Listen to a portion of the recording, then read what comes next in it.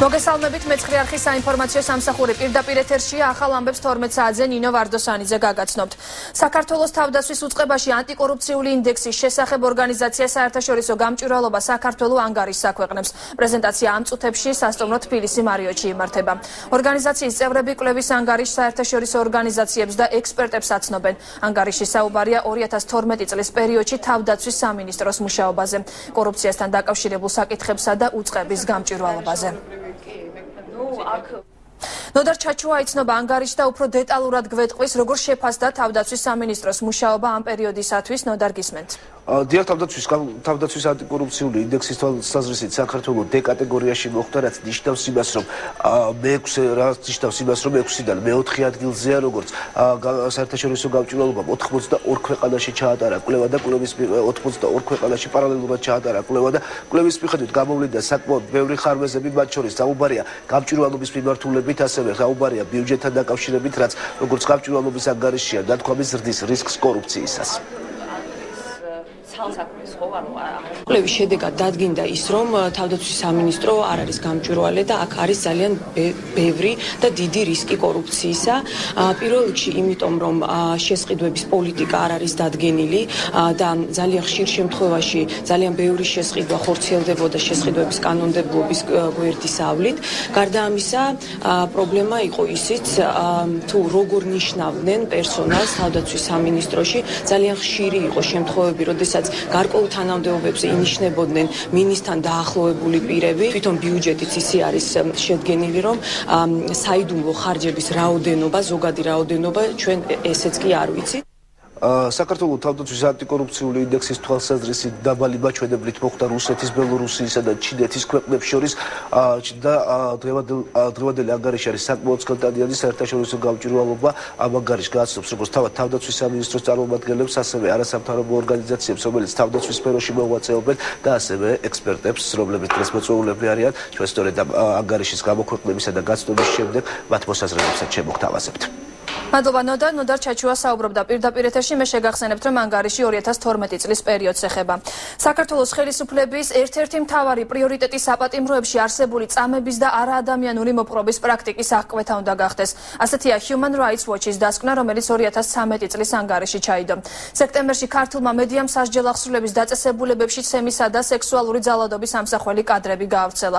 Human Rights Watch-მა განაცხადა, რომ ხელისუფლებამ აღნიშნული ფაქტების გამოსრული პასუხისმგებლობის საკითხი უნდა დააყენოს და უზრუნველყოს, რომ მსგავსი ფაქტები არასოდეს განმეორდეს. ხელისუფლებამ უნდა გაატაროს აგრეთვე რეფორმები საქართველოს ადმინისტრაციული პატიმრობის სისტემაში. ნათქვამია ანგარიშში.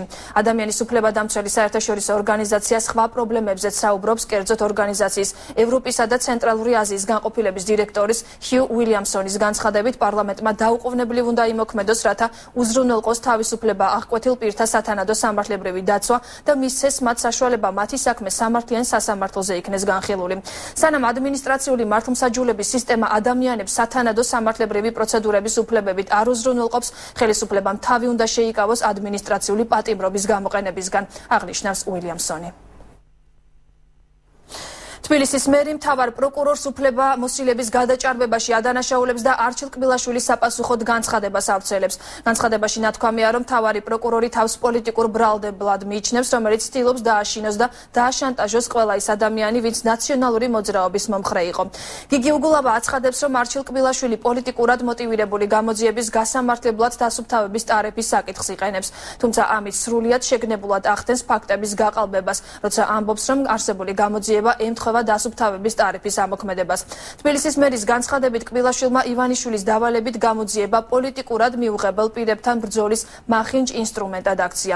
მთავარმა პროკურორმა გადაცემა პოლიტმეტრში განაცხადა, რომ შეზღუდული პასუხისმგებლობის საზოგადოება თბილსერვის ჯგუფთან დაკავშირებით გამოვლენილ დარღვევებზე დედაქალაქის მერს სავარაუდოდ უახლოეს პერიოდში დაკითხავენ. საქმე ეხება ნაციონალური მოძრაობის 764 აქტივისტის დასაქმებას. დედაქალაქის ბიუჯეტიდან 5.245.945 ლარის გაფლანგვის ფაქტზე საგამოძიებო სამსახური უკვე გამოძიებას აწარმოებს და აცხადებს, რომ ბრალეულთა პასუხისგებაში მიცემის საკითხი უახლოეს დღეებში გადაწყდება. საქართველოს ფინანსთა სამინისტროს საგამოძიებო სამსახური თბილსერვის ჯგუფის საქმიანობას სწავლობს, რომელიც თბილისის მერიამ დედაქალაქის დასუფთავების მიზნით 2006 წელს დააფუძნა. და თბილისის მერი მზად არის ფინანსთა სამინისტროს საგამოძიებო სამსახურს თავად უპასუხოს ყველა შეკითხვაზე და მერის თანამშრომლები ამ საკითხზე არ შეაწუხონ. მერმა მთავრობასა და ქართულ ოცნებას მოუწოდა თავი შეიკავონ მიკროავტობუსების მძღოლებისა და ასევე კომპანიის საქმეს ჩარევისაგან.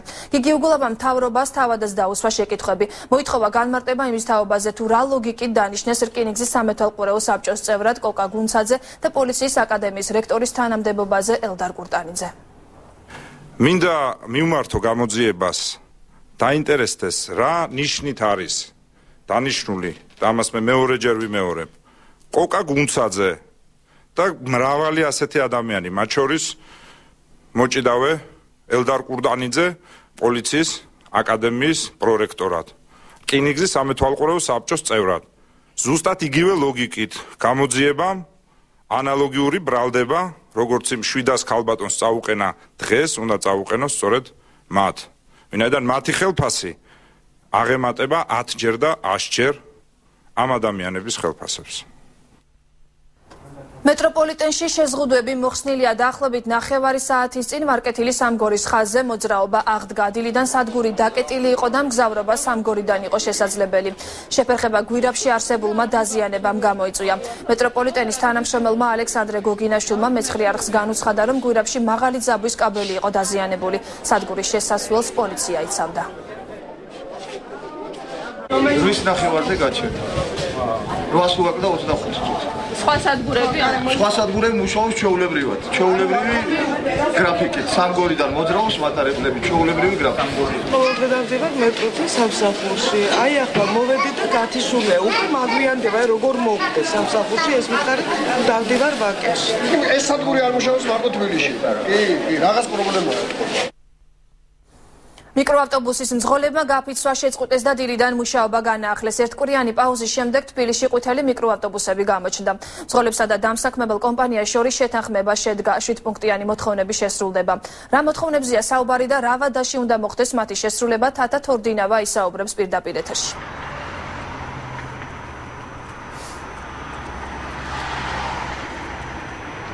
რამდენიმე დღიანი გაფიცვის შემდეგ მიკროავტობუსების მძღოლებმა მუშაობა განაახლეს, როგორც მძღოლები აცხადებენ, კომპანია თბილისის მიკროავტობუს შორის შეთანხმება შედგა. უფრო დეტალურად თუ რაზე შეთანხმდნენ, ჩვენ შეგვიძლია მოვისმინოთ კომპანია თბილისის მიკროავტობუსის ტექნიკური დირექტორის დავით ასანიძის კომენტარი. პირველი პუნქტი ეს არის ფიქსირებული გადასახადი. მეორე პუნქტი იყო შემდეგი რომ ტექნიკური მომსახურება მანქანებს გაევლოთ მძღოლების სურვილის მიხედვით. მესამე პუნქტი იყო ინიციატორი მძღოლების არ დასჯა ამ სამსახურებში დაბრუნება მათი.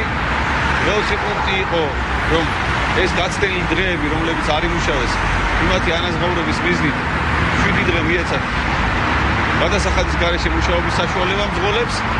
შემდეგი პუნქტია რომ მარტის პირველ რიცხვამდე ჩატარდეს ქრონომეტრაჟი იმ ხაზებზე, რომლებიც არასამართლიანად თვლიან ამ გადასახადს და თავიდან განისაზღვროს ეს გადასახადი.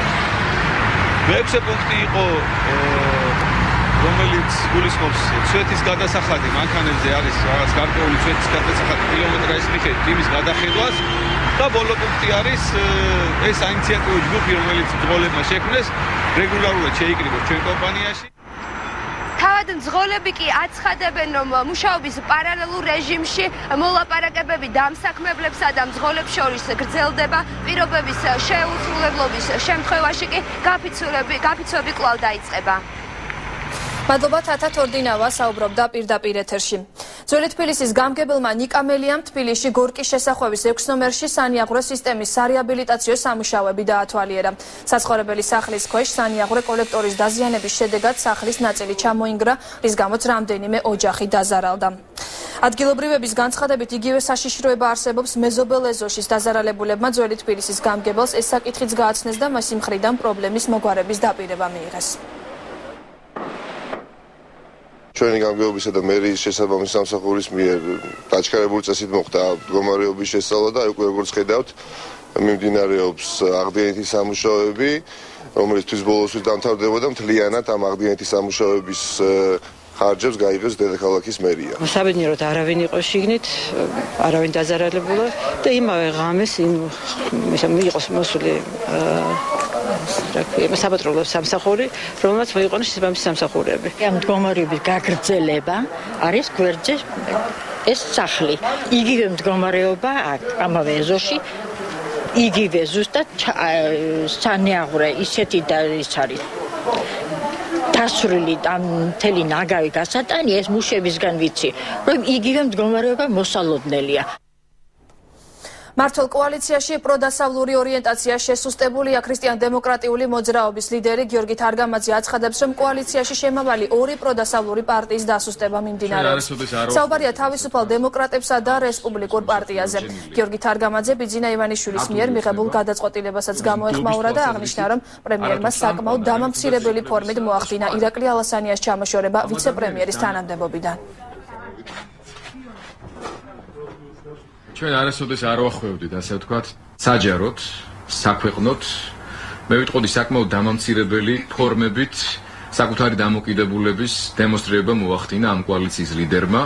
კოალიციის ერთ-ერთი ყველაზე წონადი და ყველაზე გავლენიანი პოლიტიკური პარტიის გავლენიან ლიდერთან მიმართებაში, რომელიც უნდა გვაუწყდება, რომ ამავე დროს არის თავდაცვის მინისტრი და ჩემის აზრით არის კარგი თავდაცვის მინისტრი. ისევე როგორც ძალიან შეზღუდულია, რასაც ვატყობთ თავის მოქმედებებში პარლამენტის თავმჯდომარე უსუფაშვილი, რომელსაც ძალიან უჭირს საჯაროდ ისეთი ნაბიჯების გადადგმა, რომელიც შექმნიდა ალტერნატიულ და მნიშვნელოვან პოლიტიკურ პროცესს საქართველოს სინამდვილეში. ფინანსთა მინისტრის პირველი მოადგილე გიორგი თაბუაშვილი პოლონეთის სახაზინო დაზვერვის დელეგაციას მასპინძლობს. დელეგაციას სახაზინო დაზვერვის დეპარტამენტის უფროსი თომას ლესკი ხელმძღვანელობს. სტუმრების შეხვედრაზე საქართველოს ფინანსთა სამინისტროში დაგეგმილ რეფორმებს გაეცნენ, მათ შორის სახაზინო სამსახურში მიმდინარე და სამომავლოდ დაგეგმილ პროექტებს.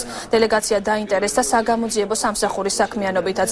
ვიზიტის ფარგლებში სამსახურის ხელმძღვანელებმა გაფორმების ეკონომიკური ზონა და იუსტიციის სახლი მოინახულეს. სტუმრები საქართველოს დღეს დატოვებენ.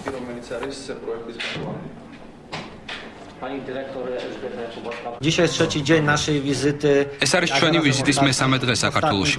ძალიან დიდი მადლობა მინდა გადაუხადო ფინანსთა სამინისტროს საგამოძიებო სამსახურის ხელმძღვანელობას, რათა მოგვეცა საშუალება ჩამოსულიყავით და ჩვენი გამოცდილება გაგვეზიარებინა და ასევე მიგვეღო მათგან გარკვეული ცოდნა. იმედი მაქვს, მსგავსი სახის შეხვედრები საომავლოდ შედეგის მომტანი იქნება. ეს სტუმრად ფინანსთა სამინისტროში იყო პოლონეთის ფინანსთა სამინისტროს სახაზინო დაზვერვის დეპარტამენტის წარმომადგენლები, რომლებიც ფინანსთა სამინისტროს საგამოძიებო სამსახურთან ერთად წლების განმავლობაში ახორციელებენ ერთობლივ სწავლებას, უზიარებენ ერთმანეთის გამოცდილებას. დაიგეგმა 2013-2014 წლების განმავლობაში პროგრამა. ეს ძირითადად შეეხება ეკონომიკური დანაშაულისა და კორუფციასთან ბრძოლის მიმართულებით გამოცდილების გაზიარებას. ტაშკენტის ქუჩაზე მომხდარი მკვლელობა გახსნილია. სამართალდამცველებმა ხელკვალზე ჩატარებული საგამოძიებო ღონისძიებების შედეგად 1980 წელს დაბადებული პირი მკვლელობიდან რამდენიმე საათში დააკავეს. დაკავებულმა გუშინ საღამოს თბილისში ტაშკენტის ქუჩაზე დენის ალექსანდრეს ძე მატიაშის საცხოვრებელ ბინაში ეჭვიანობის ნიადაგზე ურთიერთშელაპარაკებისას ცეცხლსასროლი იარაღით თავის არეში დაჭრა. ალექსანდრე მატიაშის შემდგომ კი დანის სხეულზე მრავლობითი დაზიანება მიაყენა. მიღებული დაზიანებების შედეგად ალექსანდრე მატიაში ადგილზე გარდაიცვალა. დაკავებულმა ასევე დანით გულმკერდისა და ფეხის არეში ჭრილობები მიაყენა დაღუპული შვილს დენის მატიაშს, რის შედეგადაც შემთხვევის ადგილიდან მიიმალა. დაკავებული ჩადენილ დანაშაულს აღიარებს. გამოძიება რამდენიმე მუხლით მიმდინარეობს. დენისთან და მის მამასთან ალექსანდრე მატიაშთან მომივიდა სიტყვიერი შელაპარაკება, რაც როსაც ამოვიღე ჩემი კუთვნილი პისტოლეტი, რომელიც ჰქონდა თან და ესროლი ალექსანდრე მატიაშს. ვინაიდან ერთი გასრულის შემდეგ იარაღი გაიჭე და შემდეგ ამოვიღე თანაქონი დანა და რამოდენიმე ჯერ დავარტყი ჯერ დენის მატიაშს, ხოლო შემდეგ კი ალექსანდრე მატიაშს. მიღებული დაზიანებების შედეგად მამა ალექსანდრე მატიაში ადგილზე გარდაიცვალა, ხოლო შვილი დენის მატიაში მრავლობითი დაზიანებებით გადაყვანილია ემერჯენსის კლინიკაში. დაკავებული მის მიერ ჩადენილ დანაშაულს აღიარებს. გამოძიება მიმდინარეობს საქართველოს სისხლის სამართლის კოდექსის 119, 119 და 226 მუხლით. კახეთში კომპენსაციების გაცემა გრძელდება. მეორე კვირაა დილიდან ხალხმრავლობა ბანკი ქართუს თელავის ფილიალში. სტიქი დაზარალებული მოსახლეობა აღებული ანაზღაურებით კმაყოფილია. საბოლოო მონაცემებით რეგიონში ფულადი ანაზღაურება 8000 ოჯახზე უკვე გაიცა. თანხის საერთო მოცულობამ კი 26 მილიონი ლარი შეადგინა. კომპენსაციების დარიგება რამდენიმე კვირაში დასრულდება. დამიზიანდა ვენახი, დამიზიანდა საზამთრო ბაღი, მაგრამ კმაყოფილი ვარ ამ თავრობის სულ დანაკარგი იყო, მაგრამ მაინც ნაწილობრივ არ გვინაზღაურეს და დიდი მადლობელი ვარ. რამდენი არის? 2828 ლარი. დაგვიზიანდა ატამი, დაგვიზიანდა ვენახი და ახლობლები 50-100 ვენახი ატამი დაგვიზიანდა. ავიღეთ 4500 და მე კმაყოფილი ვარ. დღეს მდგომარეობით კომპენსაცია გაცემულია 8000 ოჯახზე, საერთოდ 26 მილიონი ლარი. საქართველოს ფოსტის ხელმძღვანელობამ ფოსტის 12 თანამშრომელს, რომლებმაც ტესტირებაში მიიღეს მონაწილეობა, სიგელები და ფულადი ჯილდო 100 ლარი წახალისების მიზნით გადასცეს. ტესტირება 10 დღის წინ ჩატარდა და მასში მონაწილეობა 410 თანამშრომელმა მიიღო. დაახლოებით 10 დღის წინ ჩატარდა ტესტირება საქართველოს ფოსტის თანამშრომლებში, ეს შეეხო საფოსტო კურიერებს და საფოსტო ოპერატორებს. დღეს დაჯილდოვდა 12 საუკეთესო შედეგის მქონე კურიერი და სერვის ცენტრის ოპერატორი. ტესტირებას არ იყო თქვათ ასე რთული, რომ შეუძლებელი ყოფილიყო მის დაწერა, ნორმალური დასაწერი ტესტი იყო და აქედან გამომდინარე მე ვთვლი, რომ ყველა ნორმალური მოაზროვნე თანამშრომელს შეუძლია ამ ტესტის ჩაბარება. ჭიათურის მაჟორიტარი დეპუტატი მალხაზ წერეთელი პატარიძის სახელობის მაღაროს მუშა-მოსამსახურეებს შეხვდა. პარლამენტში 3 თვის მუშაობის ანგარიში გააცნო და მათი პრობლემები მოისმინა. მაღაროელები ამბობენ, რომ მაღაროში არსებული პრობლემების მცირე ნაწილი გაფიცვების შედეგად მოგვარდა, თუმცა პრობლემა ამით არ ამოწურულა. მომავალ კვირას ისინი არსებულ საკითხებს რაიონის გამგებელს გააცნობენ.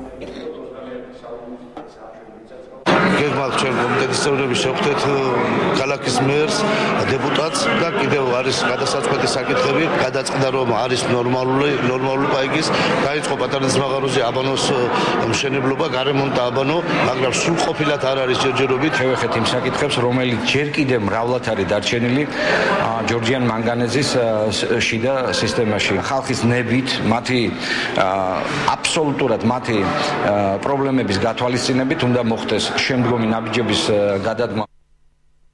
ოზურგეთის თანამედროვე სახვითი ხელოვნების ცენტრში გამოფენა კონკურსი ზამთრის ვერნისაჟი გაიხსნა. ოზურგეთის მუნიციპალიტეტის საჯარო სკოლების და სამხატვრო სკოლის მოსწავლეთა ნამუშევრების გამოფენა ერთ თვეს გაგრძელდება. ჟიურიმ 13 ნომინაციაში გამარჯვებული გამოავლინა. ნომინანტებს დიპლომები და სხვადასხვა სახის საჩუქრები გადაეცათ. სამხატვრო გალერეის დირექტორის განცხადებით, კონკურსი ტრადიციულად იანვრის ბოლოს იმართება და საუკეთესო მოსწავლეების გამოვლენას ისახავს მიზნად. გინდა რომ წარმოვაჩინოთ ესე იგი ერთის მხრიდან და მეორეს მხრიდანაც ბავშვები, ნიჭიერი ბავშვები, შემდეგ ვაპირებთ ამ ბავშვების პერსონალური გამოფენების მოწყობას, ვინც იქნება რჩეული ასე შემდეგ. ყველას მადლობას გიხდით, რომ არ ველოდი, რომ თუ გამიმარჯვებდი რომელიმე კონკურსზე. ჩვენ შევეცადეთ, რომ ხმის უმრავლესობით გადაგვეწყვიტა, იმიტომ რომ ჩვენ ცალ-ცალკე ვაჯამებდით ჟიურის წევრები, ეს ვირჩევდით ამ ნამუშევრებს და ვისაც ქონდა 2 ხმა, 3 ხმა, აი ამით წყდებოდა უფრო გამარჯვებული.